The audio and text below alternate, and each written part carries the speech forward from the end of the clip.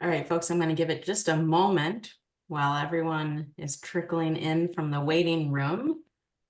We have lots of folks attending, so if you can keep yourself muted, that would be helpful. If you would like to be on camera, that is fine. We will be spotlighting our speakers, so most people will be seeing the folks who are speaking.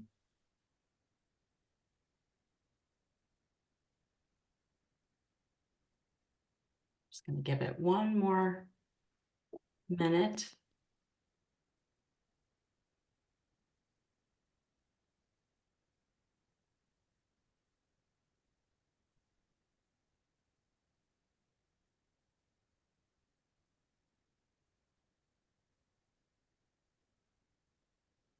All right. Well, happy Wellbeing Week in Law to everyone here. It's wonderful to have you here. I first want to thank the organizing organizations that are helping out today, which is our Massachusetts SJC Standing Committee on Lawyer Wellbeing, the Institute for Wellbeing in Law, the Massachusetts Bar Association, and the Women's Bar Association of Massachusetts. I am honored to introduce SJC Standing Committee member and sorry, I'm losing my notes here. they just disappeared. I know who you are, Marianne, but I wanted to say a few things about you. They just went away. All right, so Marianne LeBlanc, who is one of our SJC Standing Committee members, and also the former Massachusetts Bar Association Wellbeing Standing Committee co-chair, also a partner at Sugarman and Sugarman, and she is a committed advocate for well-being in the profession. Marianne is also a longtime fan of our keynote George Mumford's work and connoisseur of all of his books. And so what she is going to do in the next hour is engage in a conversation with George about his work and its application to the legal profession. And what we would like is for folks to if you have questions, please feel free to use the chat. And what we are going to do is we will save the last 15 minutes for questions for Q&A. So we will be tracking those questions and we will pose them at the end. I also wanted to make sure to let folks know that the program is approved for CLE credit for CPCS private panel attorneys. And also just to let you know that the program is being recorded and we will send it out after the program. So Marianne, I'm going to turn things over to you and George. Thank you so much, Heidi. And we are truly honored to have George Mumford with us today to talk about his expertise in the sports and corporate arenas and how that applies to our lives as lawyers. And it is my distinct personal honor and privilege to introduce him to you and also to highly, highly recommend his books, The Mindful Athlete and also Unlocked. George, otherwise known as the Performance Whisperer, has worked with countless professional sports teams and athletes, including Michael Jordan and Kobe Bryant, to optimize performance through mindfulness. George's encounters with adversity as a youth and his experiences as an athlete himself, as a person in long-term recovery, and as a performance coach provide him with unique perspective and insights relevant to high-achieving professionals in high-stress environments. Thank you so much for being with us today, George. And I'd like to start by asking you to give a brief overview of the most significant concepts and themes that you've taken away from your years of working with elite, high-performing professionals. Welcome. Yeah, well, thank you. Marianne and Heidi and all the distinguished folks on this call. I'm so happy to be able to share my experience, strength, and hope with you. And it's interesting because I was asked to talk for 10 minutes or so, so I had to time myself because I don't know about you folks. I can be long-winded sometime. So I'm gonna put myself to the test and make sure I myself on the stopwatch and go from there. All right, great.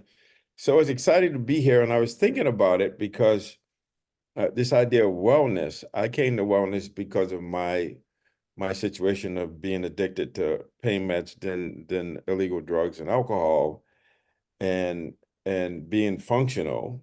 So I would turn myself. Actually, what happened was when I got clean, I ended up getting into this study. It was called Managing Stress. And in that study, I got to understand that I was a type A personality and that I used to do a lot of awfulizing. I don't know if you folks know what that is, but I would imagine what could happen and then meditate on it, imagine and awfulize about things. And when I got to a point where I got clean and sober and I realized I had chronic pain, I really had to get busy in terms of how was I going to manage my life without using pain meds and whatnot. And in that process, I learned about myself. I learned about this idea of self-awareness and self-regulation to get to self-mastery. So that's basically what I want to talk about. But at the same time, recognizing that I was a type A personality and that I was basically living my life based on the old medical model, which meant that if nothing was wrong, you didn't do anything. As long as you weren't dead, you were okay.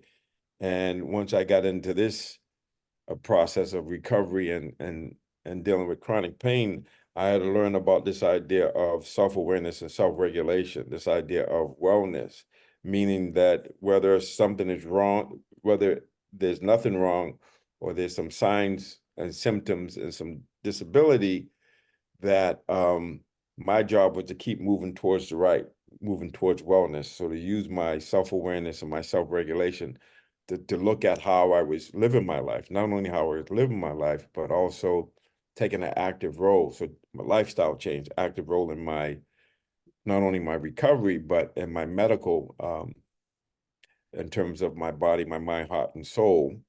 And so I learned that I had four domains of being. Physical, I think we get that pretty much.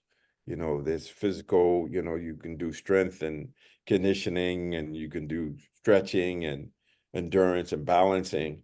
But I didn't really know that about my mind, that I had to exercise my mind, my ability to focus, my ability to decide what emotions I was going to entertain, whether it's enthusiasm or fear or anger. Like a lot of us, I use anger to kind of push through things. And I didn't realize that being in anger had an impact on not only how I felt and how I saw things, but actually it affected my immune system. And so when I got into this program, I started learning about the mind-body process, and I started understanding that I needed to take responsibility for myself, even my own health, instead of going to a doctor's office and having them give me a pill or cut something out, that there was some preventive and maintenance stuff that I could do with my body, my mind, my heart, my soul, or my spirit, in a way where it would allow me to show up for my life, and not only just show up, but to show out, to be able to have a direct experience of being fully alive. And so I know that sounds kind of corny, but when you're an addict and you have to get high multiple times a day, it's really challenging. It has an impact on your lifestyle. And so once I got into it and I learned how to manage my pain and to regulate myself in a way where I didn't have to rely on people, places, or things, or even drugs, that I started discovering some things. I started discovering that this idea of the fact that I had this ability, I'm wired for success. I have this ability to use my consciousness, that even though I have autonomy to actually decide what thoughts I could focus on. I could decide if I didn't like the way I felt, that I could change that I could regulate my thoughts, my feelings, and my behavior. So that's what we call self-regulation. And because I have self-awareness, and it's really this ability to have like mirror mind, to see things as they are and embrace them and say yes to them. And then by generating the hope, I was able to use my innate abilities to actually go beyond them. And so to start to see things not as roadblocks, but as stepping stones. And so that's what happened. I did it for myself, and I realized how I could manage my chronic pain, but I started not surviving, but thriving, starting to understand, oh, I have these desires. So I had this desire to get intellectually stimulated, because being a jock or being identified as a basketball player or not being really interested in learning about myself, it was a rude awakening for me to realize that I could, like I said, self-regulate, that it was up to me, and that I had to live my life based on from the inside out.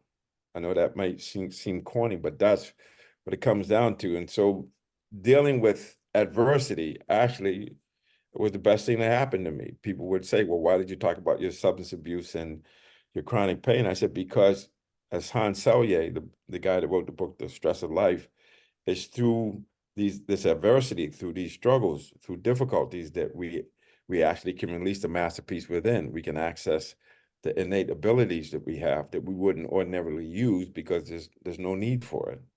And so I learned that. And then I realized that because it helped me, I was curious, why aren't other people doing it? And so I decided that in order for me to really keep investigating and exploring this thing called self-awareness and self-regulation, so that I get to self-mastery, that the best way for me to do that was to teach it and to share it with other people.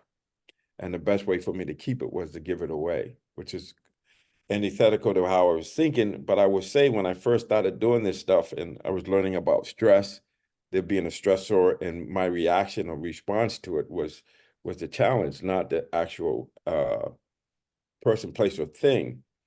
And so I would go through this process of denial, blaming other people or denying and saying, oh, no, I'm okay. I'm straight. I don't get stressed. I grew up in a tough neighborhood. I don't get stressed. And then I realized that through self-awareness and honesty, that my body would say something like, yeah, I don't know about you, dude, but your shoulders are up around your ears. So there's some stress in here. And so once I said, okay, well, maybe. And then once I looked at it, then I embraced it. Then I realized, okay, it's telling me something. It's telling me I need to change or adapt or attend to something. And it could be a physical pain. It could be an emotional pain, or, being frustrated or angry or anxious about something.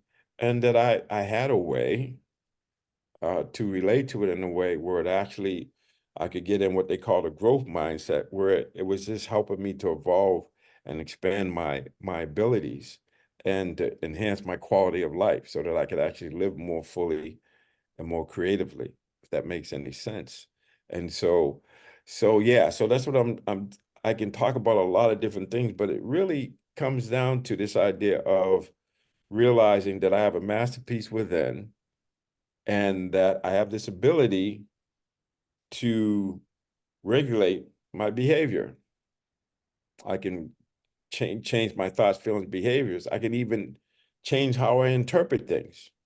And that's one of the most profound things that I discovered. That, do you realize that 90% of our long-term happiness is predicated on how the brain and the nervous system interprets our experience? So something happens and then we interpret what it means. And so for me, I learned that when I had adversity, or when I made mistakes, or when things didn't work out, it was an opportunity for me to seek to understand, what the basic principles were involved in living life as it is, being able to embrace things, generate the hope, and discover success. So it doesn't matter who you are or what you're doing.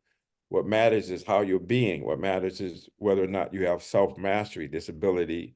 Sometimes it's referred to as resilience, or a strong self-efficacy belief, that you get to the point where you realize that something happens and we either react to it, where there's no space between stimulus and response, and we're reacting on automatic pilot, And that's usually the reptilian brain that's looking at survival. So in that space, in that fear or that survival mode, you're looking for danger. And so 9 out of 10 thoughts are going to be negative. And so that's why the self-regulation is important, how to get it to 3 to 1, where we're looking at what's right, what's working in ways that are helpful. So for me, that's what it comes down to. No matter what happens, we get to choose our response. We create space between stimulus and response. And in that space, we have the freedom and power to choose. And even having a modicum of control opens it up, and we realize that, oh, we can choose our response to things. If we can get out of survival mode, we're in the fight, flight, or freeze, and get into growth mode, where it's sometimes referred to as rest and digest. But it's really about this idea of having a growth mindset, that we are capable of changing. We're not fixed objects. We're actually more like ever-changing events, and that life, and the key to this is knowing who we are, so we can be who we are, so we can express who we are, so we can share who we are. And the interesting thing about that, according to Warren Bennis, wrote a book called Becoming a Leader. You have to be a leader, you have to be yourself. But it's all about knowing yourself, and knowing ourselves is a lifelong process. So I'd say self-knowledge, this is what he says, is self-invention. So we have to reinvent ourselves. So I used to be a basketball player. I got injured. Then who was I? Now I have to evolve and realize basketball, what I did was what I was doing, not who I am. But I had to keep reinventing myself based on current reality, but at the same time staying true to my core values, who I am. So I would even talk about this idea of authenticity is more important than winning.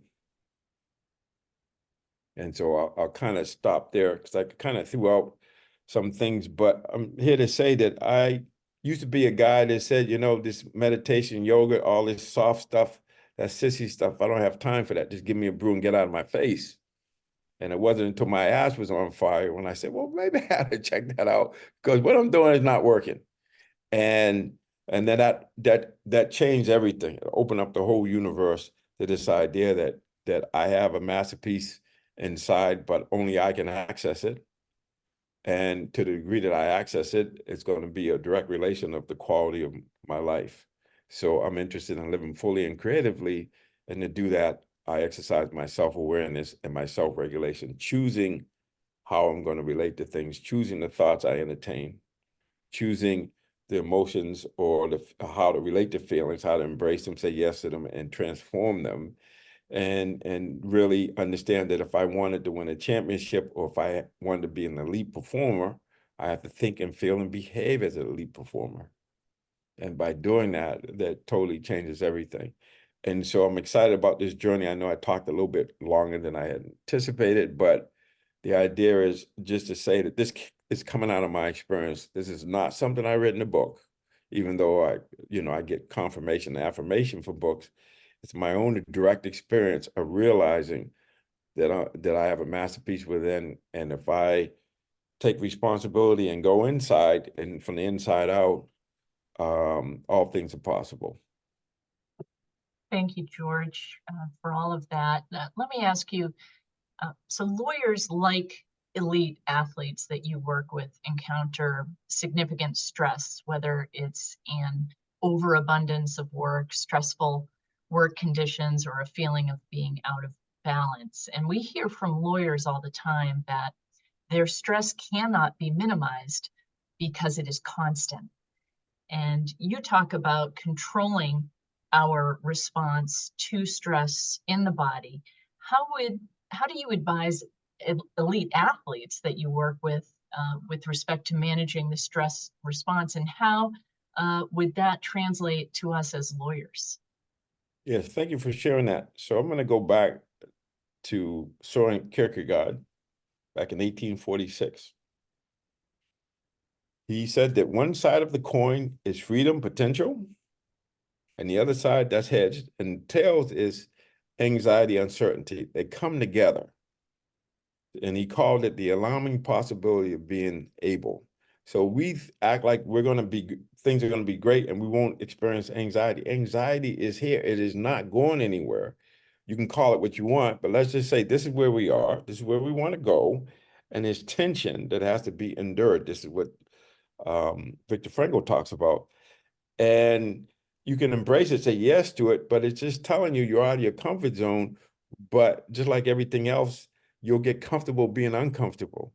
So the worst thing you can do is deny or blame the anxiety on somebody else instead of embracing it and realizing it just comes with it. And if you embrace it and notice it, it could teach you. It doesn't have to be uh, a hindrance, or it doesn't have to be something that's telling you that you're doing something wrong. It could be telling you you're doing something right.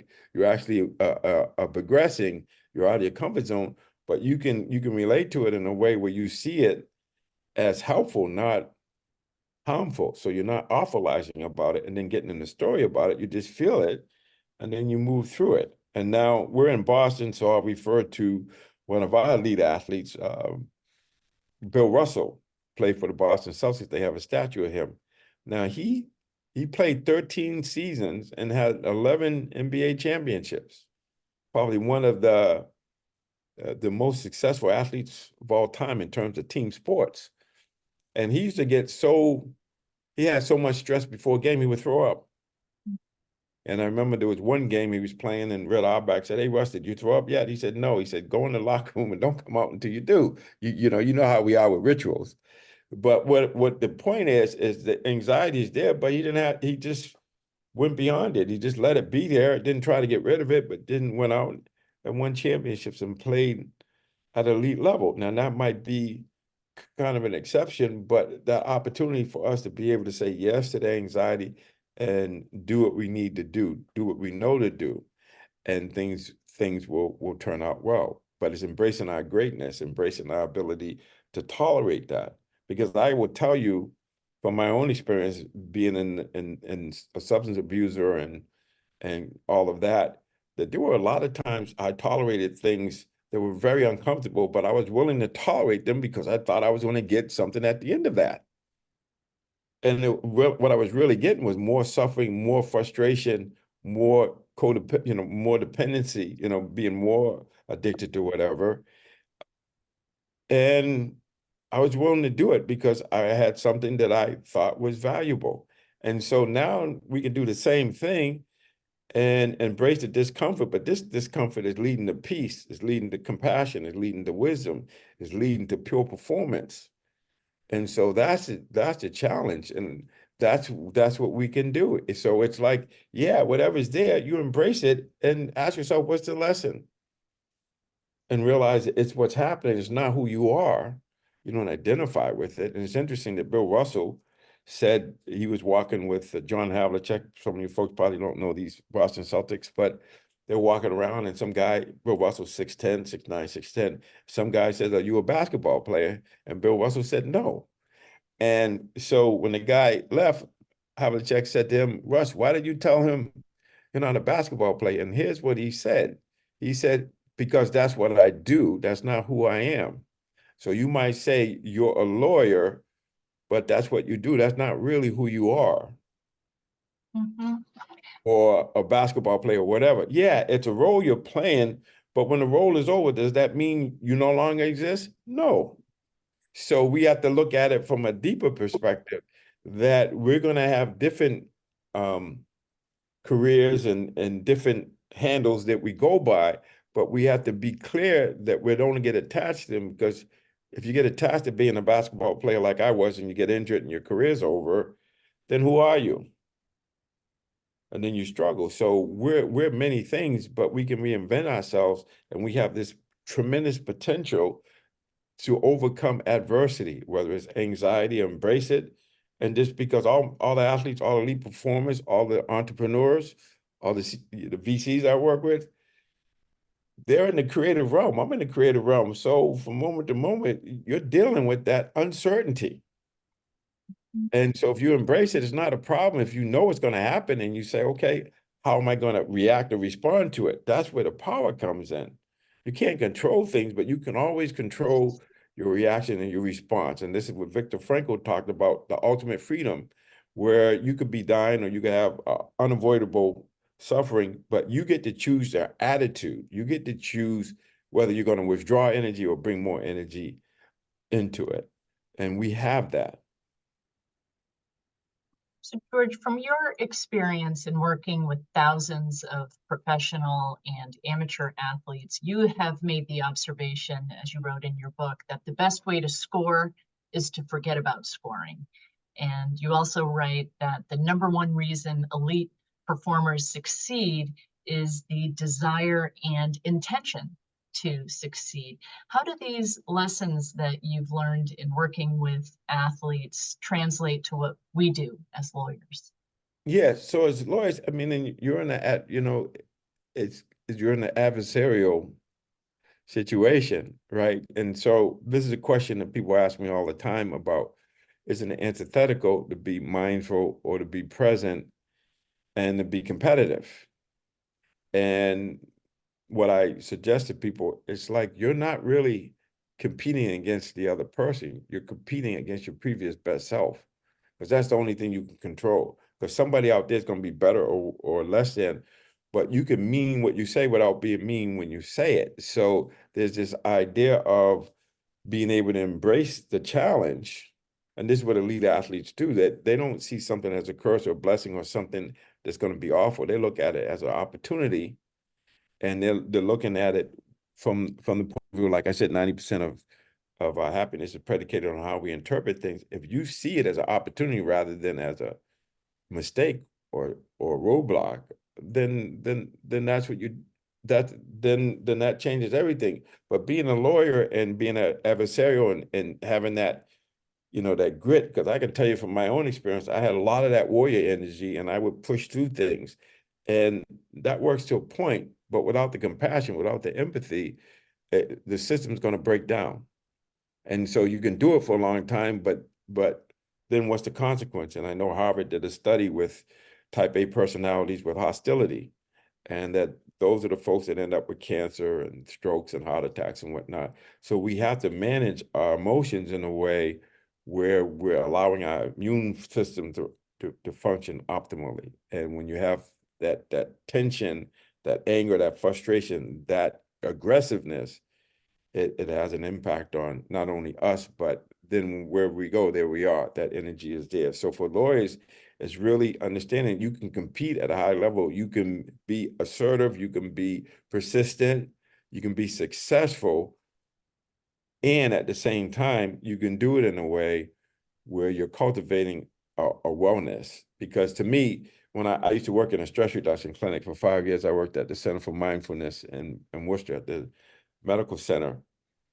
And one way to think about stress is what I talked about. This is where you are, this is where you are, this is where you want to be. And getting there is stress, or there's tension that has to be overcome. And so if you look at it from this point, if you're not building up more and more wellness or focusing on prevention and maintenance, then when you write the check, because stress is really this interpretation or this sense that what is being demanded of you is beyond your resources. And so it behooves us to always keep increasing the resources, like a checking account. If you don't put money in there, you're going to write a check, it's going to bounce. So why not keep making deposits so that whatever check you write, you got it covered. And so this is what I think about when you think about stress and you think about this idea of why should you take time and be with yourself and just meditate, because you're meditating all the time.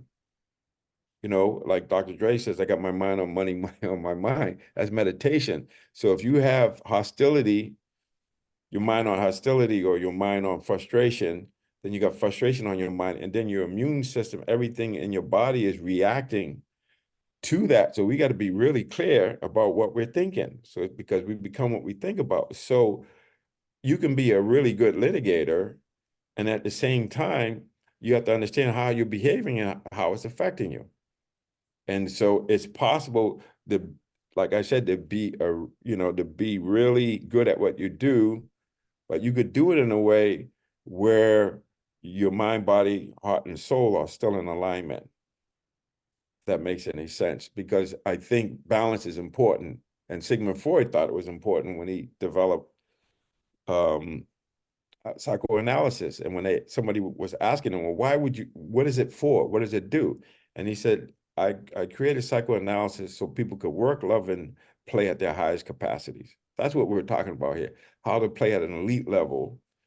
So you have to understand that. So it's an ability to be aware and to keep changing what you're doing until you can do what you say you want to do. So it's about performance. I don't care who I talk to, they want to know how to perform. And performance could be as simple as having an intention and being able to express it fully and creatively. Let me pick up on that last point. Many of our lawyers in our community also have other endeavors that they are involved in, athletic or otherwise. You write in your book, or The Mindful Athlete, that what is necessary for elite athletes to succeed.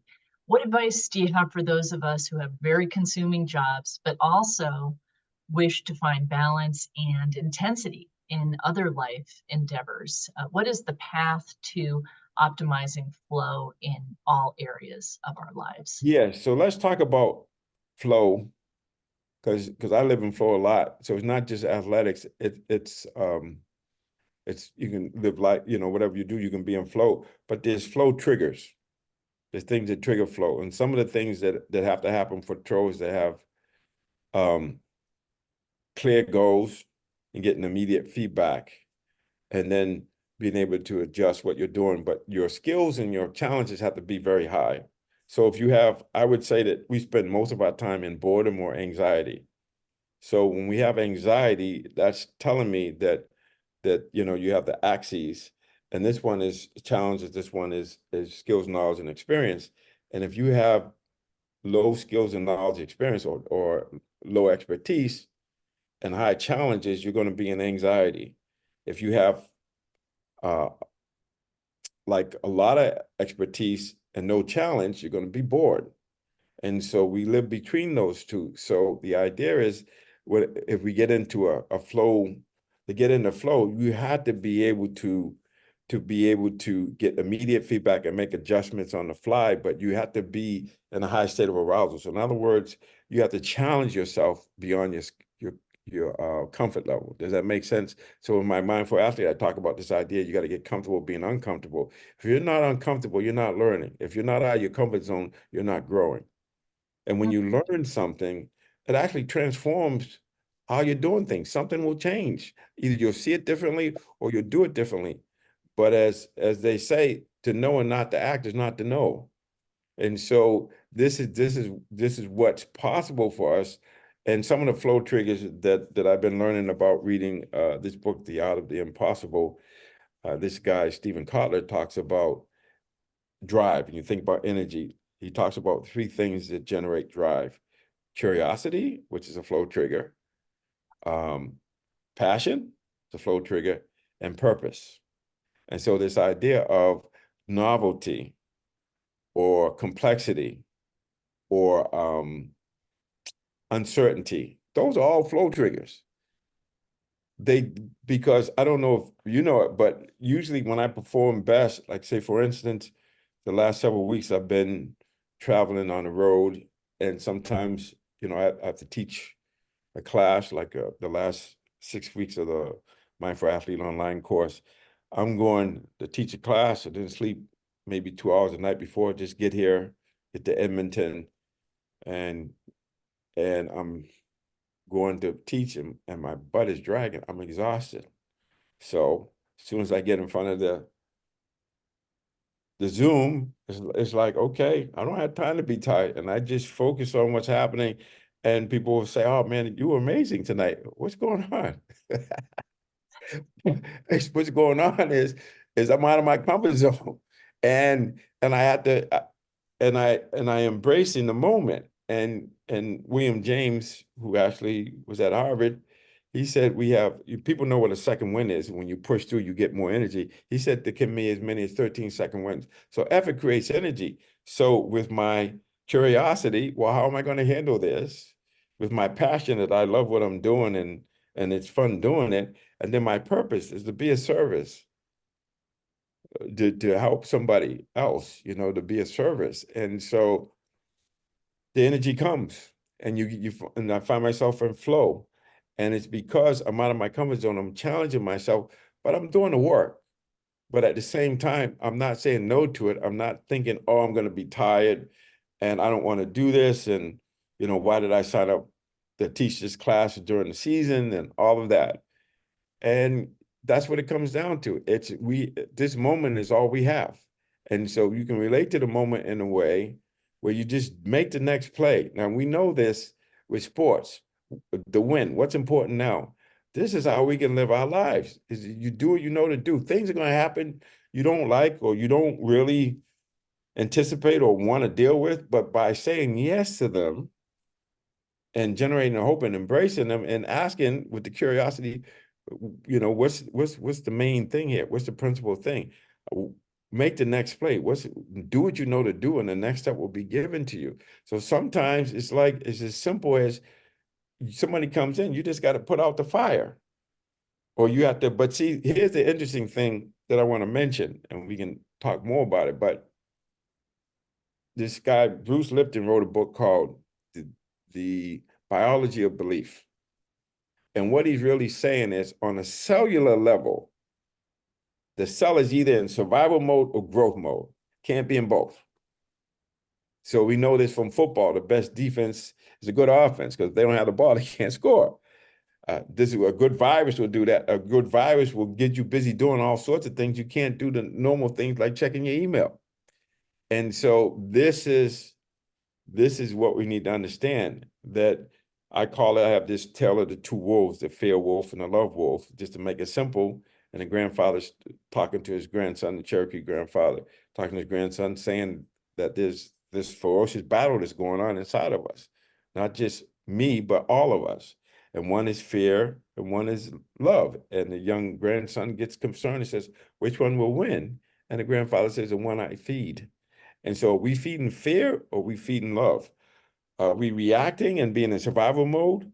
Can we notice that, embrace it, and then get out of it and get into growth mode? So it's the, growth mindset. What's the lesson? What do I need to learn? What do I need to practice?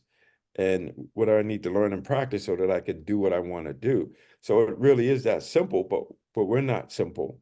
We look for complexity. The things that are free and easy, we kind of underappreciate. And so this is what it comes down to. It comes down to this idea of saying yes to life, embrace the hope and generate the hope, and then just make the next play. It's really that simple. Sometimes makes the next play is just sit there and breathe, or just be in your body and just notice, relax, let go, and then say, okay, what's the next play? What do I need to do now? Then you do that, and then the next step will be given to you. But then you find yourself getting into a flow because you're saying yes to life. So the be in flow is like being an improv, and experiencing improvisation. So how does improv work? Improv works when you accept whatever's given to you, and then you go off of that. So this is how we need to live life. Is whatever is there, you say yes to it. You don't like it, but it's only by saying yes to it that you can do something. It's only by saying yes that I'm struggling or I don't, I'm lost or I made a mistake, that you're able to keep going with it. Yes, I feel conflicted about this, but then you got to make a choice. You got to decide, and that's where your core values and having a direction in which you want to go is really important. And so how does this affect lawyers? Lawyers are people. Wherever you are, there you go. You're a person. So you have this ability, you have a masterpiece, but you got to decide what do you want to do and how do you want to do it?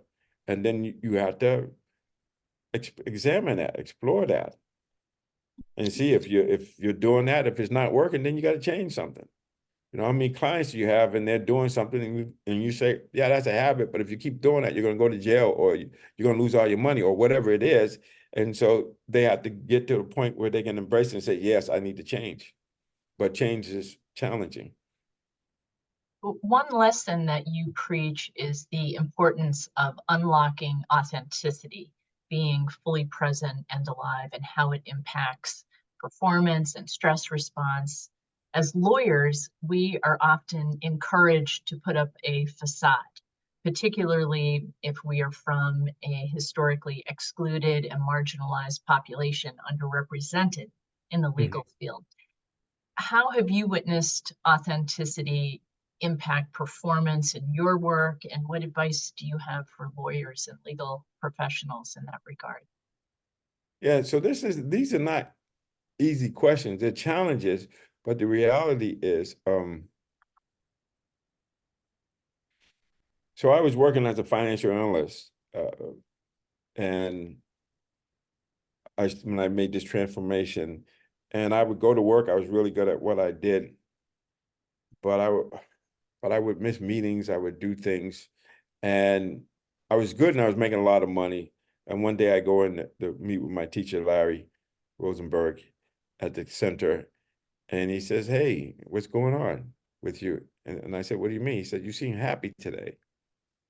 And I said, "Well, I took a mental health day off from work." And he said, "Well, you should make a habit of that."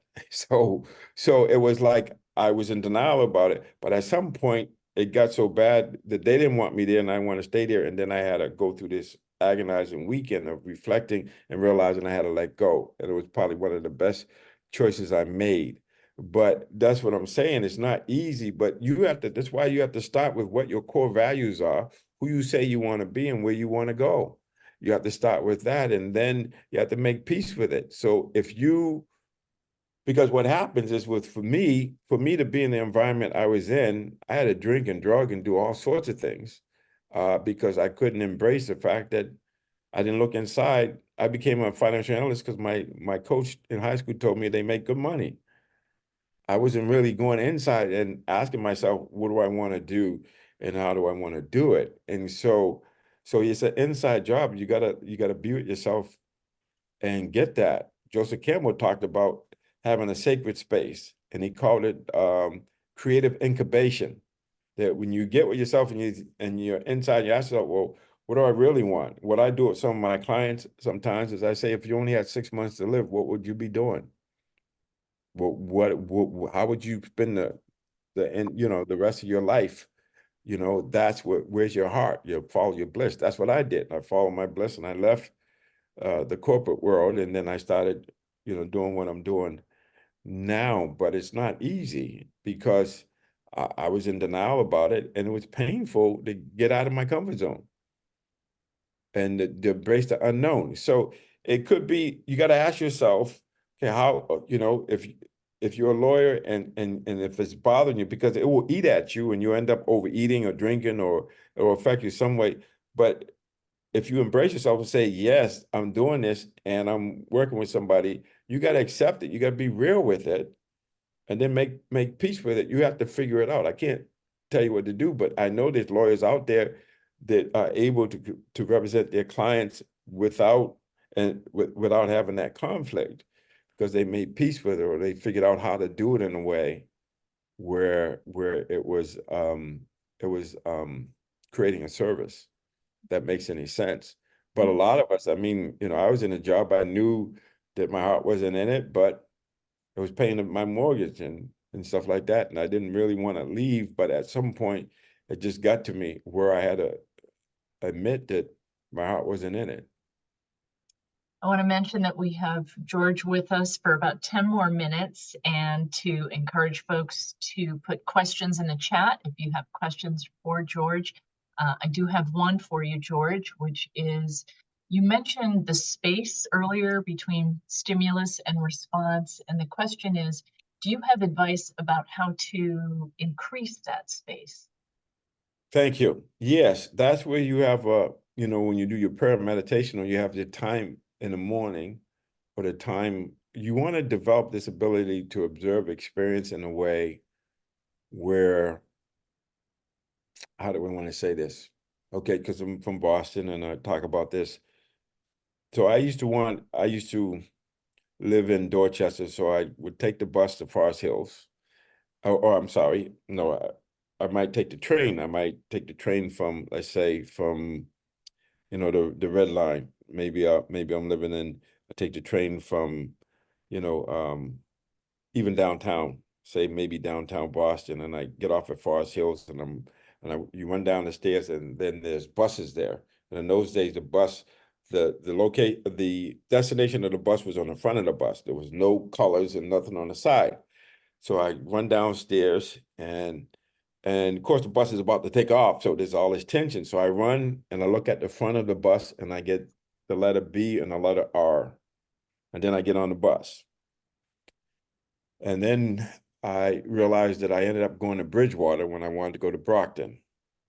So what was the difference? The difference was creating the space or the patience to let the letters speak to me in their own language without me interpreting what they meant or infusing what I already know onto it. So I go in and B, R. All I needed was a O or I. didn't have to go through all of it. Sometimes you may have to go through all of that. So you create space by learning how to observe experience where you let things speak to you in their own language without you injecting yourself interest or your abstract or associative thinking. So it's like you just have to be in this relaxed receptivity and allow things to speak to you in their own language. It's like being in this wonder, is the willingness, to embrace every day and see it with new and fresh eyes. Does that make any sense? And so when you sit and you're being quiet, you can notice yourself, you can notice your breathing, and but by just letting things speak to you or seeing things in new and fresh ways because what happens even with our system, we see something and then we refer to what we already know, abstract associative thinking, instead of just seeing it and seeing it with fresh eyes and letting it speak to us in its own language. And that's like a beginner's mind or just don't know mind. Just say, okay, I'm going to experience what's happening in new and fresh ways by not habitually overriding it, because we override things, or habitually say, oh, that's just so-and-so. And instead of just getting all the information, but it takes a certain level of vulnerability. And that's the word that there's this power in vulnerability. And I wanted to talk about this because when I first started doing this and I was calm or relaxed, people would take it as a weakness and challenge me because I wasn't like coming at them like a warrior. Does that make sense? Mhm. It does. It does. George, we've heard from many of the lawyers in our community that they really feel that they are suffering in a number of ways due to the demands of the profession. And you talk in your book about identifying too much with suffering such that it becomes you. Can you talk about that? Yes. So what I want to say is sometimes we're relating to this. I know this from chronic pain.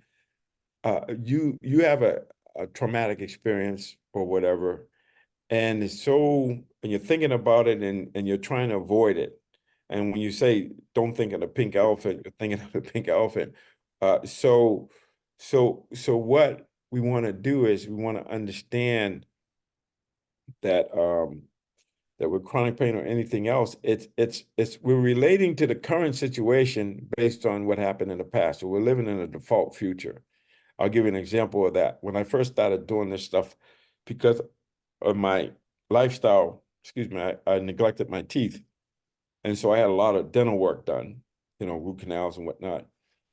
And when I would get a root canal and they had to take out the filling, soon as the drill went on, and he was about to touch my feet, I jumped out of the chair because it was my memory of, the hearing the drill and having a bad experience.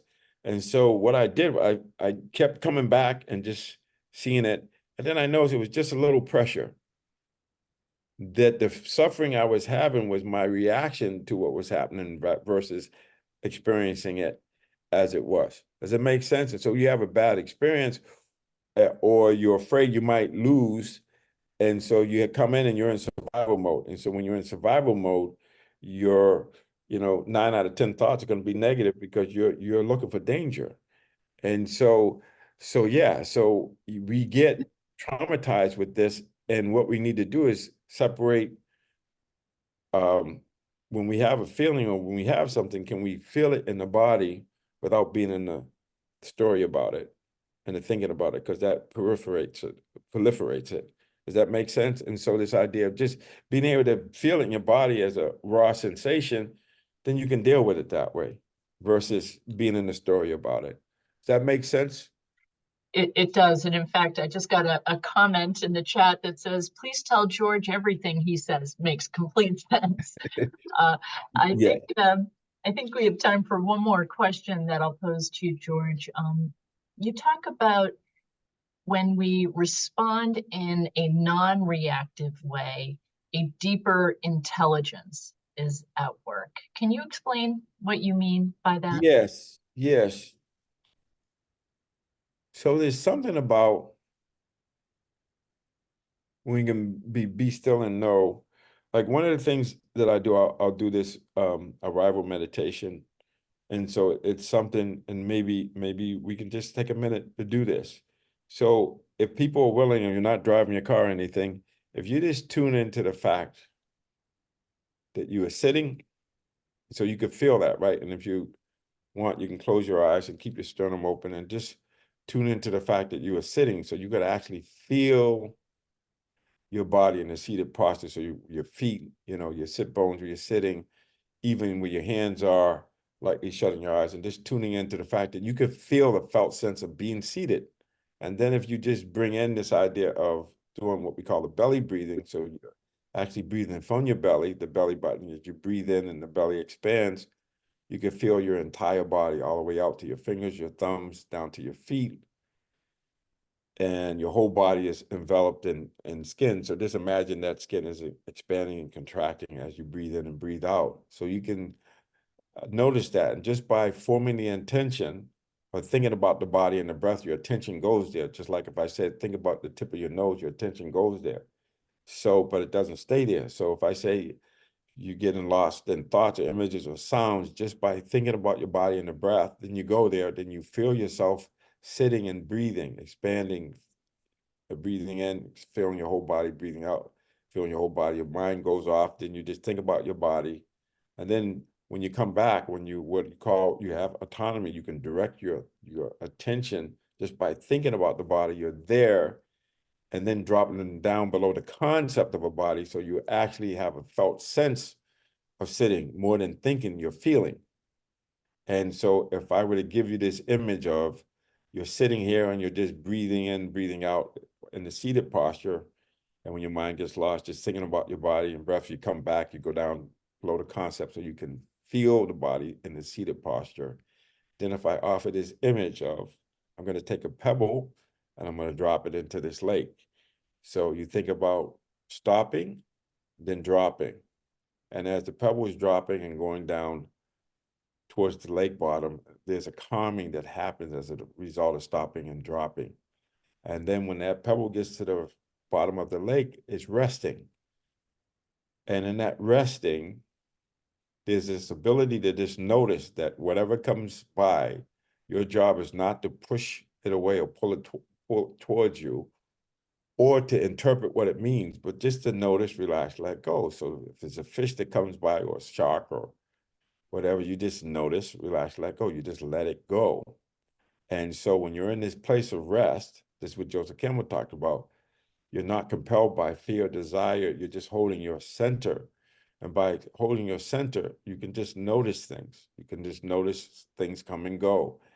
And so you have this experience of creating this space and being in this place where even down below the lake, you're down in the depths where it's cool, quiet, and at ease. We have a place, a quiet place, a place of rest inside of us that we can access that allows us to just notice, relax, let go. And so even at the top of the lake, there could be ripples, there could be wind and all of that, but down below, you're below it. It doesn't affect you. And so when we come out of this place of rest, there's a creativity and a wisdom that comes out of it. And so when you're in championship form for performance, you're coming from that place where you're not compelled by fear or desire. You're just holding your center and you're just you're seeing things in a certain way. So when we get into this space, I call it the eye of the hurricane, that even though there's whirlwinds and turmoil, okay, and we'll just take a few more in and out breaths, you can just be in the center. There's this place of rest inside of us that we can access by being still, by knowing, just by being still and just watching things come and go without being coming and going with them, but just notice, relax, let go. And once again, this is this idea of just being anchored in the body, anchored in the moment. And you can just notice a lot. As Yogi Berra said, you can see a lot just by observing. So when you're ready, just opening your eyes on that out breath, breathing in, breathing out, and just coming in. So you can do this with your eyes open. The body can anchor and the breath can anchor us in the moment where we start to notice, relax, let go. And then you create more space because you're not going to push something or pull something towards you. You're just letting it speak to you in its own language by not doing anything, but just being still. That is a beautiful way to end our conversation today, George. Thank you for that. Thank you for inspiring me, and I'm certain the 100 other people who have joined us for this program today.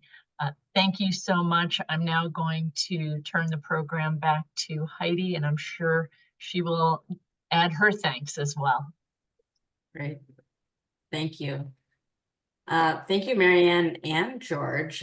George, thank you so much on behalf of the entire Massachusetts Supreme Judicial Court Standing Committee on Lawyer Wellbeing and the Massachusetts Bar Association and the Boston Bar Association and the Women's Bar Association of Massachusetts and the Institute for Wellbeing in Law and the entire legal community of Massachusetts for enlightening us with your wisdom on mindfulness and performance and stress and burnout. And of course, its relevance to the legal profession and to our practice. So I am going to invite now our panelists for the next hour to further this conversation and to take all the lessons we've learned from George and to talk about how they apply to our practice. So we have an esteemed panel of speakers here, lawyers and leaders in the profession.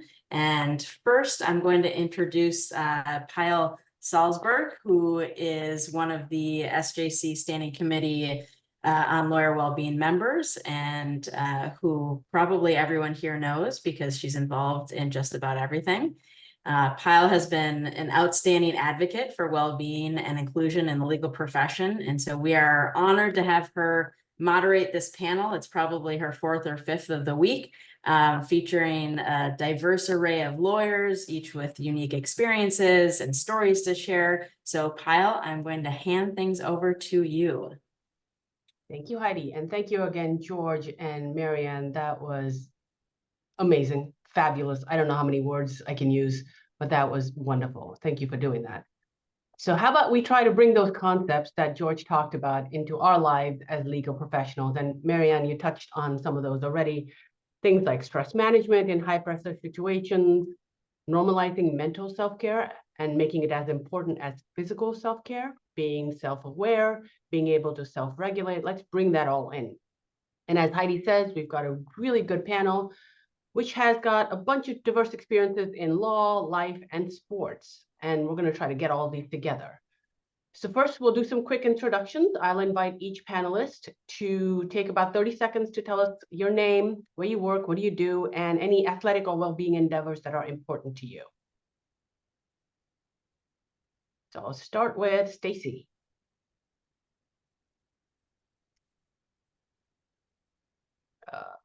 Do we see Stacy? Okay. All right, we need to bring Stacy in here. Okay. All right. So let me just while you're doing that, someone else.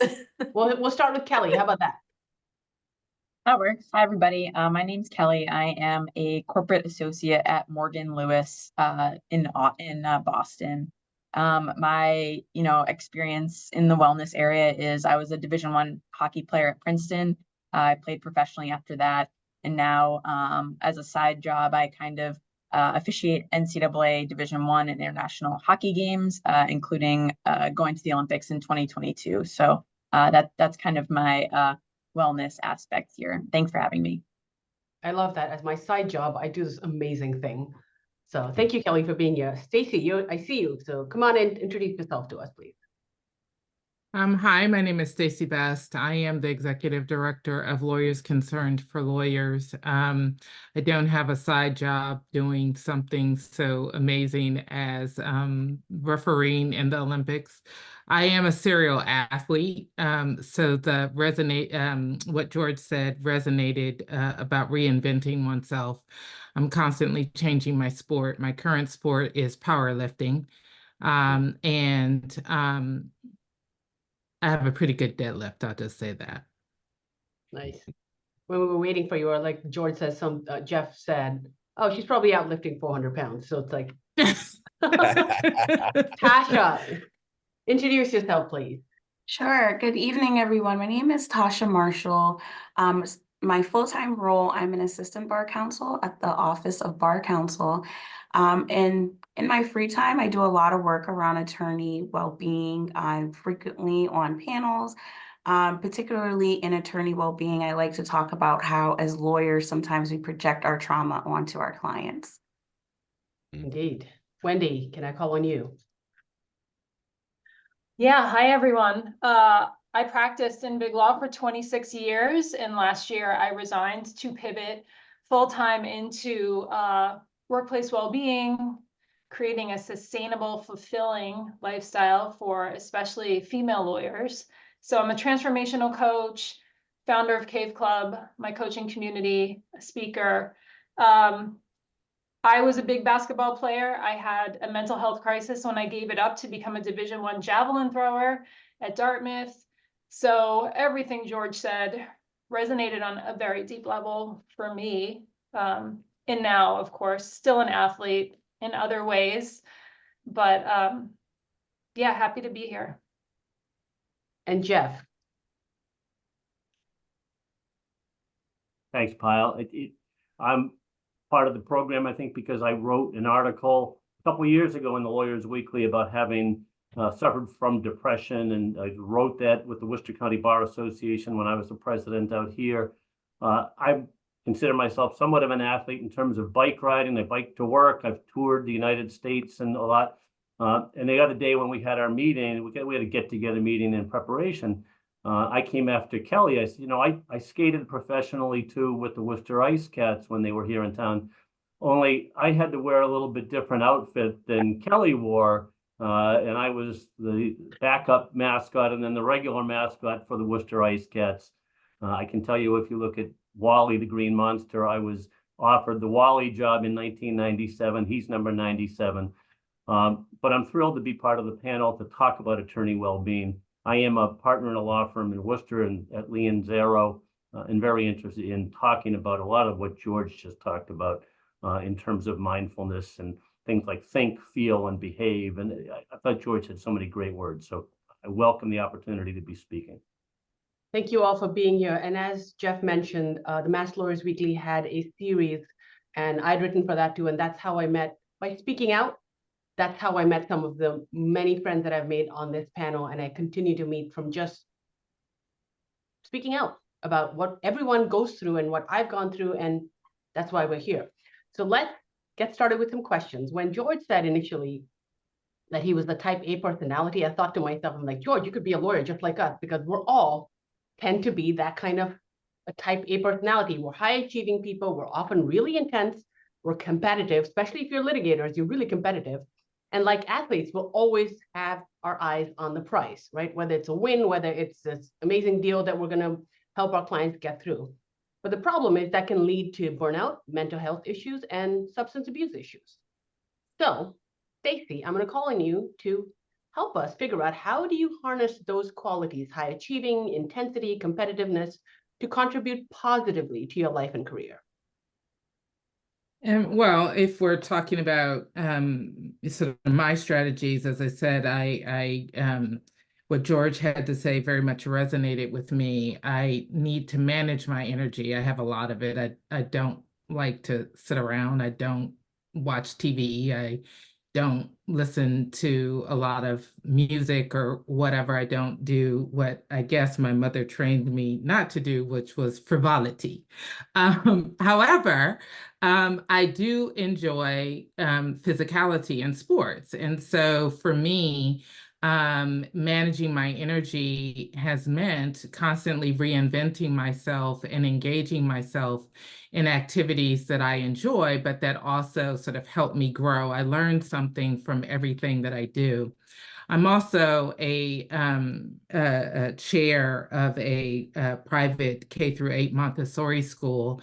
And in doing that, I learned that Montessorians call work play or play work. And so there's really something I think very fundamental about that. And to what George said, there was affirmation in one of Brene Brown's books. I think it's Gifts of Imperfection, and she talks about effective people and how they play, and they play a lot. And so it's like in doing those various things, we learn things about ourselves. We learn things about how things work. It allows me to sort of refocus my energies if there's a piece with respect to something I'm working on in my career. It allows me to refocus my energies. If I'm having frustration, I can go to something that I love and something that loves me back if my career isn't doing that at the moment. And then when I come back to that space, I'm able to draw things from all of those experiences that help me be successful. And I really do think that there's a mind-body connection, that getting into the body, learning those lessons physically helps me translate those lessons to mental or language, that where my body was doing it at one point, my mind now has language to address some of the things that I find challenging. So that's my particular strategy. And I think, you find lawyers are actually really creative people. And I'll end with this. I noticed that a lot of the lawyers I admired, some would come to court with comic books, some would talk about, cooking classes and other things that they were involved in, sort of real creative, endeavors. And so I think that there's something to that. So despite the fact that I don't engage in frivolity to make my mother proud, I do play a lot, actually. Playing is good. Wendy, so you have made a career out of mindfulness practice. How does the mind-body connection that's so tangible when you're playing a sport or you're practicing mindfulness, how does that carry over into the work of a legal professional? And how do you, if you don't have that connection, how do you build that mind-body connection? Well, I didn't have that for a very long time. I struggled with mental illness. For those of you who haven't met me before, with mental illness for almost 40 years. I had my first panic attack when I was just 7 years old. So I didn't realize that my mind and my body were talking to each other all of the time, and it was working to my detriment. But even before I knew that, I will say that as an athlete, I was using my mind-body connection without even really knowing it, because I was using a lot of visualization techniques. And whether it was in basketball or throwing, I was already sort of coding into my body what I could see happening in the future, which I think is still powerful now, whether it was when I was practicing as an attorney in the courtroom or now public speaking, things like that. It can be very powerful. But the mind and the body are inextricably linked, right? And tapping into it is just such a superpower. So as I see it now, there's this state of growth and flow when we find this mind-body connection. And when they're working together, we find our peak performance. And it's all about awareness and regulation, as George mentioned. And it looks like bringing awareness to what's happening in your body every day, right? Like, are you feeling like your breath is short, your muscles are tight because you're sitting at your computer all day stressed? And this happened to me just this morning, getting ready for a presentation. They were interviewing me and I could feel my heart start racing, even though, I really wasn't mentally nervous, but I felt that all of those stress hormones dumping into my body. So I immediately started using the skills that I have to tell my mind that I was safe, whether it was my breathing or EFT tapping. And I basically cut off a panic attack within 30 seconds. So understanding what's happening throughout your day, bringing that awareness to it, and honing that skill. I mean, part of that too can be exercise, like Stacy just talked about. It's a perfect way to metabolize your stress hormones. And my most insightful, most creative thoughts come when I'm working out, because it changes your brain chemistry. So the more that we do these things and understand how much our mind is informing our body and our body is informing our mind all day long, the more we hone that skill, the more power we can get from it. And Wendy, from your life story, I love how, you know, even though it took you 2 decades of defining yourself as a lawyer, I found that for me, I did the same thing. I had to separate for a whole year from the practice of law to figure out what else do I define myself as. And I realized that by sacrificing the other areas of our lives, right, while you're being a lawyer, we started to resent our work and burnout. But building a life and not just a career contributes to better performance in our jobs and to be sustainable in our careers. So Kelly, how do your pursuits outside of the law contribute to your success as a lawyer in your career?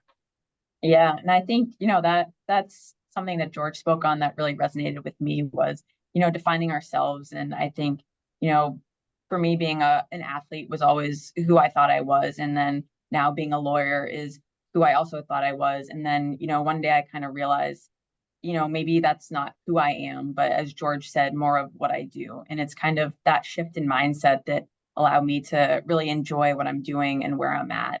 Obviously, I think lawyers are type A personalities and kind of give 110% to everything they do, which makes it really challenging to balance both a legal career and also doing something outside of the law. So, I found that pursuing my passion as, a hockey player or an official really complemented what I do every day, which is, working with my colleagues, being on a team, working in that environment where I'm collaborating, but also lifting up those around me and, hoping that they're doing the same for me.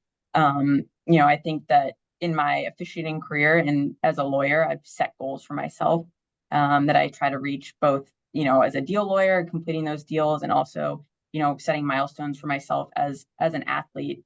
And realizing that I don't need to give up, those goals outside of being a lawyer in order to achieve the goals that I've set to be a lawyer. So, for the first few years that I practiced, and I'm newer to practicing law, I was afraid to be anything but a lawyer, and I really struggled to kind of, find that happy medium where I was, doing things outside of billing hours. And I thought that it would kind of show my colleagues that I wasn't dedicated to them or wasn't dedicated to what we were doing.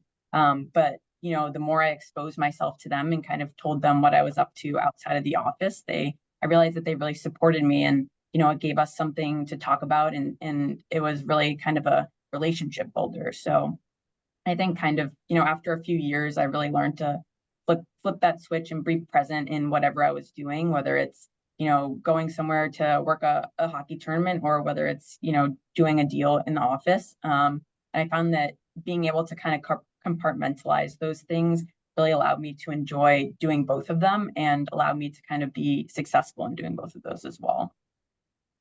Thank you. And Stacy, I want to pitch this to you too, because your career is so interesting. It went from practicing law in the Bar Counsel's office to now heading up Lawyers Concerned for Lawyers, where you're now at this intersection of the practice of law and how you protect your mental health in the process, and helping lawyers protect their mental health.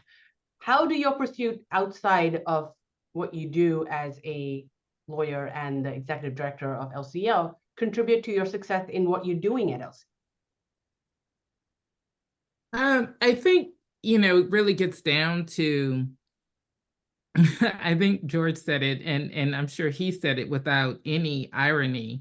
I say it usually with a laugh, which is that lawyers are people too, right? Like, so at bottom, we are all human beings.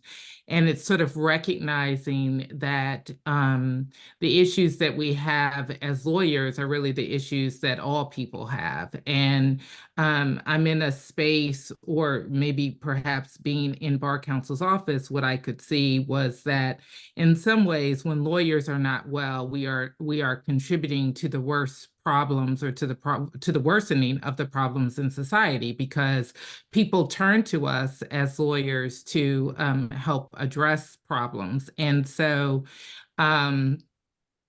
being in touch with my humanity helps me to be in touch with the humanity of lawyers, colleagues, those I come in contact with. And so much of what we are doing here at LCL is helping folks be in touch with that humanity, because that really is going to be the key, both to the alignment that George was talking about. And if we're well as lawyers and aligned with ourselves and our humanity, then when we're dealing with clients and their worst struggles, we can both hold space for them, but also be more creative problem solvers, trying to avoid deeper suffering, and help actually alleviate suffering by the solutions that we choose. So I really think that what I recognized in Bar Council and what I've carried over in my role at LCL is the recognition that lawyers as human beings are a great source for what's going on in society. And Jeff, I want to ask you this question because of, again, you're very, I read the article that you had written, and lawyers in particular were trained to put up this facade, right? To elevate the needs of our clients before our own, and to never show that we are weak or that we may have made a mistake. And then when the mistake happens, because it's unfortunately, and that's a reality of life, mistakes happen. We feel defeated and we feel like maybe this is not what we're meant to do, that we're imposters, and we question our ability to succeed in this profession. How do you break these negative patterns of thinking and learn to prioritize your needs and care for yourself in the middle of it all? Yeah, I think in the moment of the loss on a case or a mistake, because I've been practicing 35 years. I've been in it for a long time, and we make mistakes along the way. I'm better at acknowledging that I've made a mistake and accepting the fact that a mistake was made. You get upset about it. Sometimes, I think George talked about, you take a mental health day, or you take a mental health break at the very least. I loved what George said about Bill Russell, where he was asked about being a basketball player. And so I actually wrote it down, and I can tell you around me, I've got all these little yellow Post-it notes as if I was on trial getting ready for some extemporaneous discussion. I wrote down, I'm a lawyer. That's what I do. It's not who I am. We're in a profession. And I like to think of it as a profession. I like to think that we treat it as a profession and not just an occupation or a job. We have a very special role in society, and I think we need to understand it. I think one of the most important things when things get down is to remember what we're doing in the practice of law, and that we can still succeed. When I went through in 2006, I went through a real tough time with depression and anxiety. I lost 20 pounds. I couldn't sleep more than an hour a night. I was exhausted. I was sleeping in the basement so my kids wouldn't see me. I would crawl back into bed with my suit on and my shoes on, and my wife would have to push me out. And I saw a psychologist for some counseling. And the one thing he would say, I'd cry, I'd go through a lot of emotions. And he'd say, listen, you're a lawyer, you're a good lawyer. So make sure you can't stop practicing, keep doing it. And I can remember those cases today that I actually did while suffering from anxiety and depression, because I still could do it, that I could still find myself to do it. So even after you've had a tough time with a court case or you've made a mistake, you can still move forward. I think you need to take somewhat of a break. I like to think that I do some drugs. The drug, though, that I like to do is endorphins, which are self-created in my body. And I think every one of us here who has some athleticism and who goes out for just walks, you feel better. I know when I ride my bike to work, I feel great with a start in the morning. I feel great when I leave at the end of the day. So getting that bit of exercise, getting that bit of break from what we do as lawyers, but also maintaining, I think it's critical that we maintain our own existence, which is actually, I like to think I have my life and I shape my lawyering into it rather than I have my lawyering and somehow try to find the time to do other things. So I think that that's what I find is real important. I think what George said is that you need to continue to be authentic, be yourself, be your person. I know when I was Scratch, I said to the vice president of the Ice Cats, I said, it's great. For 3 hours, I get to be somebody completely different. And she said, no, for 3 hours, you get to be completely yourself. I thought that was a real interesting thing, but I think there's lots of ways I could go with it. I think there's the authenticity. I think in the practice, we know it. George talked about it, is the level of civility in the practice of law. There's no reason that we can't use our intellect to challenge each other, which is what we do, and be the lawyers and not be the clients who hate each other. And it leads to civility in the practice of the law. So I think we have to keep that in mind. And even when we've had tough times, if we continue to be civil, I think we get civility back, and our practice is better for that. And I love that thing, you know, you spend 3 hours being yourself, the compassion and just being able to say that to you and feel that, just wonderful. Tasha, let me get to you. You know, in sports, there is a winner and there's a loser. Law is the same, it's adversarial, and you can have a lot of anger and negative emotions as part of being in this adversarial system, but if you don't manage it or you don't have proper boundaries, you may end up in a bad place, including where Stacey used to prosecute lawyers for disciplinary issues. So what are some strategies you use to avoid feeling this anger and negative emotions and finding the kindness, the calm, and the compassion? And how does that impact your life and your practice? This is great question. So for me, after experiencing burnout, after being a public defender, I had to do a real check-in and become really honest with myself. As I mentioned before, I like to do wellness panels on how sometimes we project our personal feelings onto our clients. For me, I found myself doing that as a public defender, all of the issues and anger that I carried against the criminal justice system. I felt like every case I needed to use that anger I was thinking I was advancing my client's goals, but really what I was doing was re-traumatizing myself.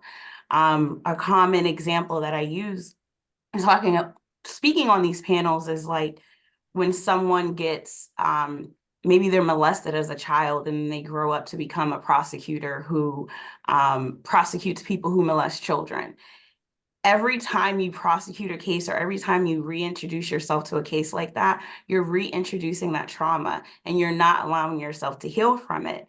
Part of wellness is a lot of career planning.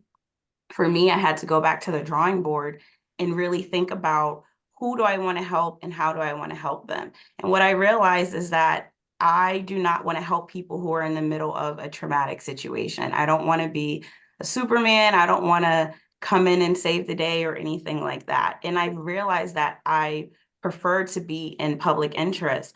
I think that's the career planning piece is a major part of wellness that we need to talk about. And I find that I'm happier when I work on cases where I'm not emotionally invested in the outcome. That's good advice to step away from that on a personal basis. But a lot of us have a hard time doing that. And so I want to turn to Wendy and Stacey in how do you help the people either who come to LCL or who come to you, Wendy, who are attorneys? How do you help them when they're struggling? Wendy, first. I think one of the things that really resonated me with what George said was around acceptance of the anxiety. That concept literally saved my life when I started to realize that this was a part of me, not something that I needed to get rid of, and understanding how to use it to inform and guide you, right? Anxiety is telling us we're unsafe in some way. And what does that mean? Are we working too much? Do we need more silence? Do we need more stillness. What do we need? Why are we anxious? What is going on in our lives? And then understanding that self-care is not a reward. There's no, the to-do list is never going to be done. We're going to die with a to-do list, right? That's still open. So what is enough, and how do you prioritize and make self-care a non-negotiable? Because I see self-care and I teach my clients that self-care has to be part of the job description. If you're a lawyer, if you're taking on that kind of mental stress, you need to be that clear, that focused for that long, maintain that kind of stamina, just like being a professional athlete. It's the same thing. We're just using our mind. We need time to rest and recover, to reset, to refill our tank.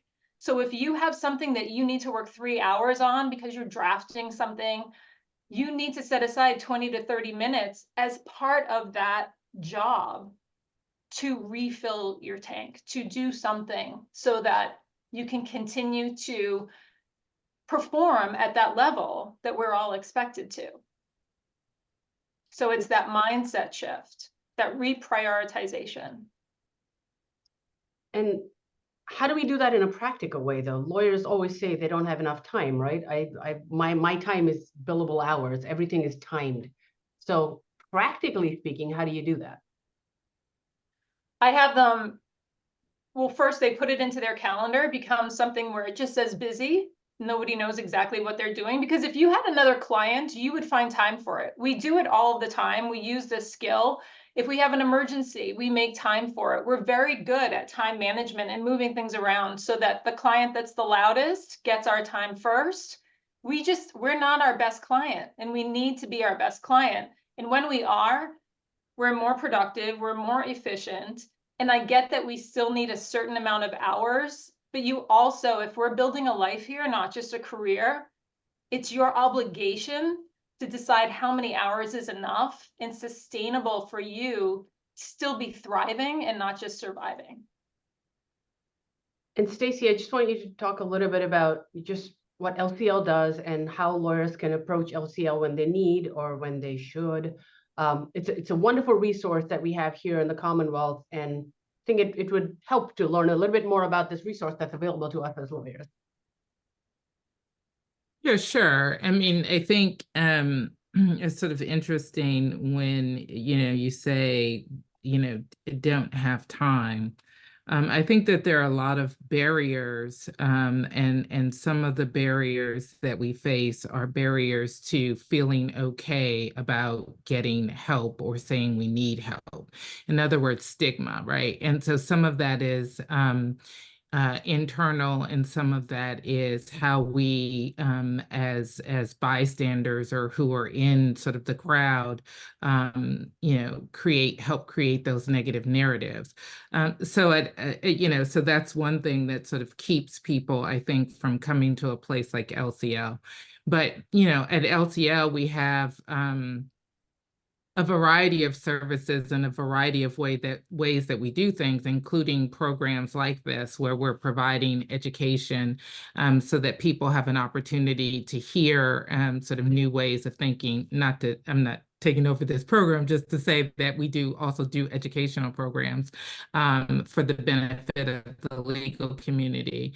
And then we have a law office management service where lawyers who may be struggling with issues in their practice, and some of those struggles are actually inspired because of some more, deeper mental, emotional blocks, those sorts of things. And so we're working on, in addition to giving people the structural assistance, particular to small and small firms and solo practitioners who actually need resources, to keep their practices going. But sometimes you find out, if you're having trouble managing your calendar, your trouble isn't your calendar. Your trouble is, stress, anxiety, maybe some depression or maybe not even rising to the clinical level, but that there is a mental emotional component to it. So we're working to make sure that our law office management folks are learning to recognize those signs. And we have clinical staff, therapists, licensed therapists on our staff who work closely with the law office management folks, but also are able to do consultations and work with lawyers and anyone in the legal community to get a better understanding of what they're struggling with, and then to help them find therapists in the community or others in the community. Sometimes it's a coach, like an executive coach, or with respect to employment coaching, things like that. So we're connecting. As you said, we stand at the intersection of professional responsibility and mental health well-being. And so we have a number of very skilled professionals to talk with lawyers, suss out what those issues are, and help guide them to spaces and places where they can get the deeper attention and help that they need. Thank you. And Kelly, I want to pitch this next question to you. As a more junior attorney, how do you, and you're in a big law firm, how do you take the time for yourself as you're developing in your role in a really what can be a very high-paced, high-demanding job? Yeah, I mean, that's obviously one of the biggest challenges, I think. And, what Wendy said really resonated with me personally is, it's so easy to kind of give up those things that you had on your calendar for yourself, like going to a spin class or whatever it is that is, means something to you, and to continue on with your work and meeting client demands. And, that was always kind of the first thing for me to go, especially as a more junior lawyer, of, I can't leave this desk. I have to stay here. And it wasn't until more recently that I kind of, realized that the only way to stay in this practice and to thrive is to really take up that time for yourself, and to make sure that you're committed to that, and you make it a priority. And I think, once you kind of make sure that you're doing that for yourself, everything else becomes a lot easier. And you realize that, you're enjoying being a lawyer more, you're enjoying, whatever it is, that hobby a little bit more. So I think, it's obviously not easy, and especially as a more junior lawyer, kind of navigating the practice of law and figuring out what it is to be in this practice in general, and especially in big law, is figuring out where you fit in and how you can really thrive in that role. So I think what Wendy said was spot on, and it really resonated with me as a more junior lawyer, of how do you do that? How do you get to that point? And it wasn't until recently that I did, and just hearing kind of the things that the panelists have been saying has been really, really helpful for me, especially is all of these practice tips and resources, and all of the things that you guys have learned through your experiences as being lawyers, is something that I think is really helpful for the more junior folks. Stacy, you have your hand up. I do, just because, and I'm sure George can pipe in here too, and really like what Wendy said, but I'm thinking of listening to this, and I'm, as a power lifter, I get up to like the other day doubled 280 pounds in squat, and tripled or 355 pounds in a deadlift, and benched 150. Okay, so I do that. I've got an 8-week program, and at the end of that 8-week program, my coach sends me home for a week. In other words, I can't keep doing that and come back and do it again. Right? We get to a point that, I'm maxing out, or I'm at a level, and if I don't take time off, I'm going to get hurt. I'm not going to continue to progress. And, those are my numbers now, but those weren't always my numbers. And those numbers have built over time because I've gone through this cycle, 8 weeks on, a week off. I do a competition. I did a competition. I fouled out in the first event. Powerlift is 3 events. I fouled out in the first event. So I took 3 attempts at a squad. My coach still sent me home for the week. And I thought, well, I didn't do the whole meet. I didn't stay the whole day, so I'm good. We could get right back to work. He sent me home, said, take the week off. And I was like, so I know what it is as an athlete. I also understand some of what it is as a lawyer. And I think the point that I'm making is we can't stay on high alert. We can't stay at high rev and expect to function well continually. Very good point. Wendy, do you want to weigh in on this one? Yeah, so Supreme Court Justice Brandeis, I love when he said, I can do 12 months of work in 11 months, but I can't do it in 12 months. Of course, what he's saying is I need a month off in order to do that amount of work, right? I can't just keep working. And as an athlete too, I love what Stacey said. And I always think of it as, if one of my bones were under that much pressure, it would break. It's the same with my mind. If I put it under that kind of pressure, something bad is going to happen. I need to take care of it and understand its limits, just like my physical body. And Jeff, write this down on a sticky. I know you're writing. You ready? This is what I tell all my clients. Taking care of others, taking care of yourself more. You're not writing, that's fine. Taking care of yourself more doesn't mean taking care of other people less. It means taking care of them better. Can I chime in on that? Yeah. So, we say a lot about I and our pressures and the work pressure, but a lot of our I's are actually the we's of our families.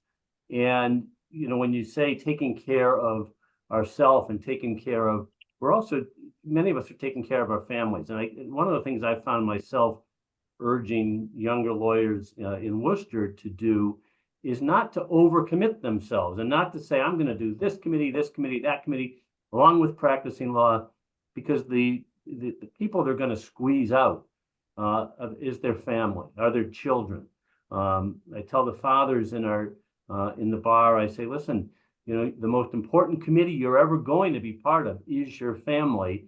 And for the fathers, I also remind them that they will only be the vice chairs. They'll never get to chair that committee. That goes elsewhere. But you'll have time. I had time a couple of years ago to be president of the Worcester County Bar Association, to do other things. And maybe I'm doing too much stuff right now.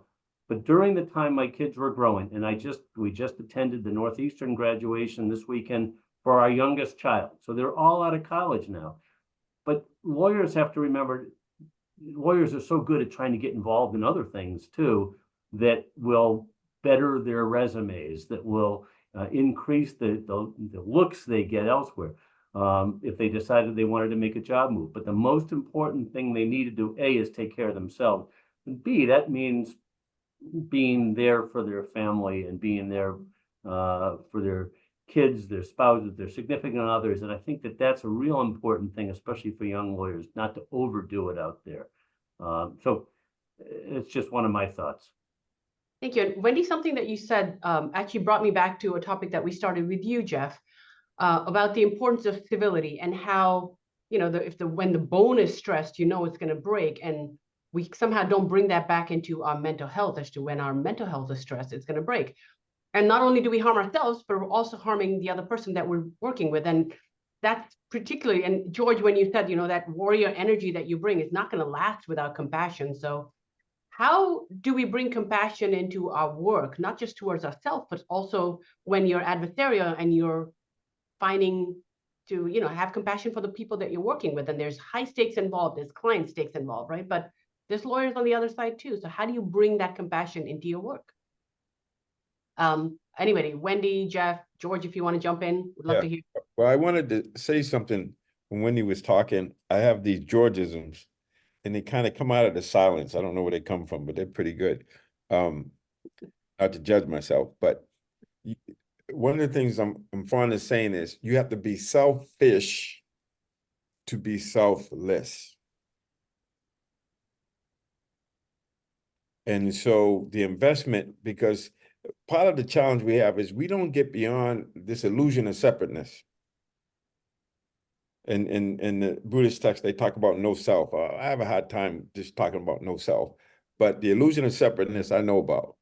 And so when we know that I and the other are one, you realize that how you're treating them is how you're treating yourself. And so one of the things you can do in terms of compassion is being compassionate with self. And it gives other people permission to be passionate with themselves. So whatever I do comes back to me. So if I focus on service, if I focus on being selfish, being the best version of myself so that I could give more, so I could be selfless, that's the way I look at it. Because even from the Christian tradition, it's like love, the greatest commandment is to love God with all your mind, heart, and soul, and to love your neighbor as yourself. I would say that that's the problem. We love our neighbors as ourselves because we will be selfish. They say you can't love yourself, you gotta love somebody else, but you gotta give something, you gotta have something to give it. And so that's why I say be selfish, be selfless.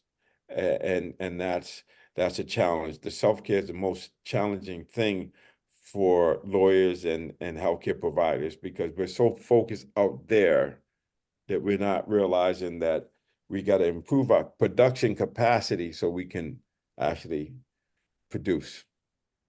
So if you've got Georgisms, I've got Pielisms. And a long time ago, is your cup half empty or half full? And I always say it's refillable, but you got to take the time to refill because you can't pour from an empty cup, right? And so that compassion has to flow through you, but you have to have compassion for yourself.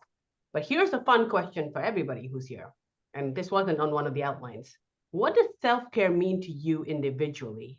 How do you practice it? And what is one indulgence that you practice as part of that self-care habit? George, how about we start with you? Yes, or maybe because I was one of 13 children, my quiet, my downtime, my alone time, my silence, my being able to just sit and get with myself. That's what I call it, sit and get with myself. So I meditate, I pray and all that, but then there's just sitting here and just really just being with myself and being okay with it being quiet, me not having anybody around. And, I like to walk on the beach and stuff like that. I have this property in Winthrop that, I do my part, do a lot of work from. It's about 109 feet from the seawall. So when I'm out there, I walk along the beach. Just me. I don't want anybody with me. I don't want to say anything. I don't want to listen to anything. Just being with myself. And there's something. So that's my main indulgence is to make myself my best friend so I enjoy hanging out with myself. That's beautiful. Marianne, let me call on you. Self-indulgence, self-care and one indulgence. Oh my, I was not prepared for this. Self-care, I think what I've learned after many years and a little late, but I got there, is how important sleep is. And, George, when you talk about being able to write that check and have some funds in the account, for me, it's so important to have that sleep. And, missing, I get 7.5 hours. I shoot for 8. And if I'm not getting that, I'm not performing as well. And I know that. As far as indulgence, oh my, I'm going to draft off of George in that I really enjoy having some solitude, which not one of 13, but just having 3 children. And I just value that, and I do value the silence, and just having solitude is important. Beautiful. Yeah, can I say something about the sleep? Because Yes. I know and there used to be research that said that the difference between 8 hours and 9 hours is significant in performance. And what the studies are saying now is not the number of hours you sleep, it's having the continuity of going to sleep the same time. It's the continuity of programming yourself to sleep the same time all the time. That makes sense. And that's, so I just wanted to share that because that's something I learned recently, and I just wanted to share that because some of us like we ain't getting 7 hours, okay? Not at home, but on the hotel I can get 9, maybe, but at home, and it's even funnier because I'm the one that developed the honey-do list, so I can't even blame anybody for that. But that's the thing is the continuity. There's something about programming ourselves to sleep, to eat, and to have a rhythm. They talk about biorhythms and what. So I just wanted to share that because we're sharing about wellness things. So even though some of us don't get, we don't have the luxury of sleeping that long, but if we can sleep the same time every day, that could be really, really powerful. Beautiful. And I invite any of the other panelists to jump in with their self-care. What does it mean to you? And share an indulgence with us. Well, Wendy, yes. So my self-care now has to be meditation, because for so many years with anxiety and panic disorders, like Anne Lamott said, I would not go inside my inner world. It was like a bad neighborhood. I couldn't go in there alone. Just seemed very dangerous. So having come to a place where I can actually sit and go inside and be very comfortable in my inner world and find that that hidden center that George called, I call it my peaceful center, that is a non-negotiable for me. My indulgence used to be drinking. I'm 75 days sober today, so I'm very proud of that.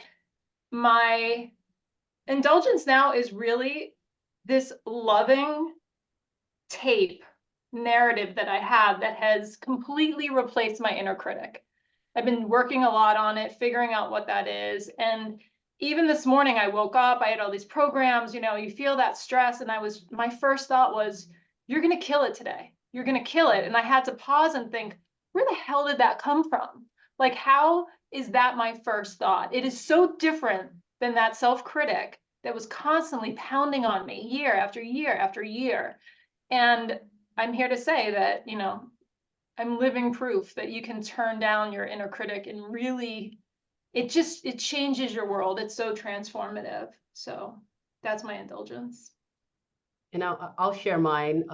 My self-care habit is to volunteer and kind of be in the community, because I do a lot of speaking like this in the legal community, but also on Sundays I volunteer at my local shelter, and we just prep food and we feed 400 people and have a good crew every Sunday. And it's just so nice to be not a lawyer, right? It's so nice to be not a little mommy duck hairling all my clients together, right? It's just so nice to just be outside of that environment and give for the sake of giving, because it makes me feel good. Yeah, it makes, it fills our bellies.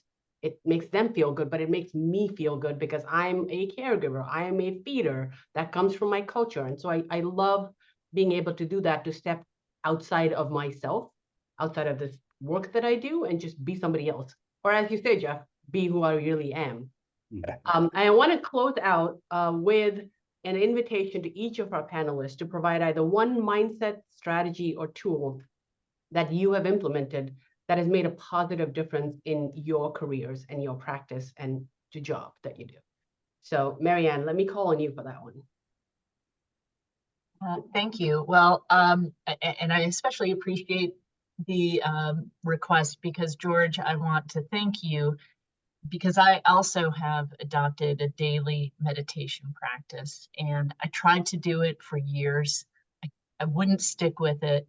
I read your books and you deeply inspired me, and I'm now every single day since January 1.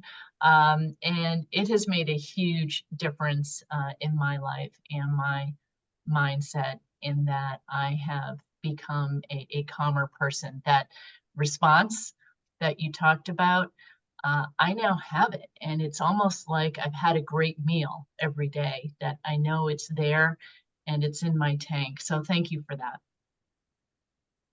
Beautiful. Stacy, strategy, tips, tools. For me, it is that when something hits me, or I'm presented with sort of a difficult emotion or a situation, someone's describing a situation to me that feels difficult, I've learned to feel it in my body, like I feel the stress. And when I notice that, I immediately begin to think, do I want to feel this way? But also B, how can I turn this thought around to be something of an opportunity or something that sort of breaks through that stress? And I say that as a mindset shift in habit because that wasn't always my habit. I could go 0 to 60 in, whatever 2.2 flat, right? Like I could really lose my cool. And I finally got to a place and then realized whenever someone would ask me, how are you feeling? And it was a point where I was looking to say that I felt bad. And, the friend said, it's okay to say you're okay, number one. And it's also okay to let the ball roll by. You don't have to catch every ball that's thrown.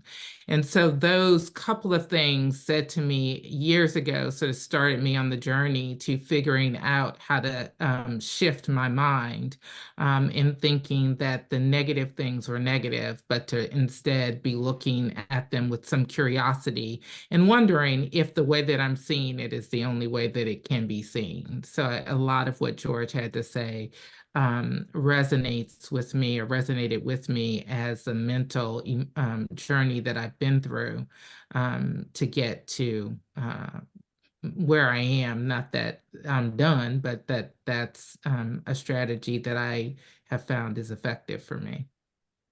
I've got 3 minutes, so we'll give Kelly, Jeff, and Tasha 1 minute each. And we've got a request. If you want to share your self-care method and indulgence, or give us the strategy or tip that you've got to help you with your self-care. So Kelly, let's go. Sure. I think mine are pretty much one and the same. One strategy that I use is doing one thing for myself every day and sticking to it and not moving it regardless of my work obligations, which kind of goes with my self-care is the same thing, whether that's reading a book or working out or whatever it is. And I think my indulgence would be, taking a Saturday morning to sit on the couch and read a non-legal book in silence by myself. Beautiful. Tasha.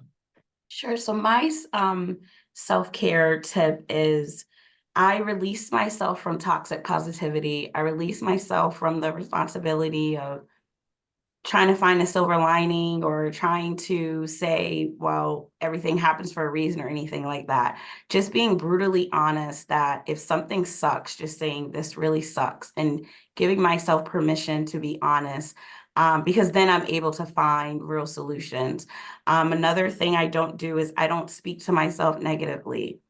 If it's something that, if someone said it to my mother, if I would forget I was a lawyer and a Christian and we would end up fighting, I'm not going to say that to myself. I don't, I have this thought that if the world is beating you up, never pick up a stick and join them. So I never do that either. And I'm also very honest about my availability. I don't take meetings on Mondays. If someone says, hey, are you available at, I don't know, 5:30, and I know I hate taking meetings at that time, I just tell them I'm not available.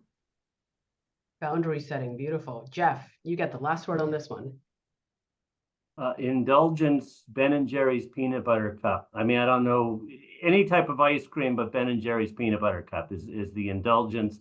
Self-help, probably Ben & Jerry's peanut butter cup. I think what it is, and I say that in jest, but it's finding stuff that's special to me.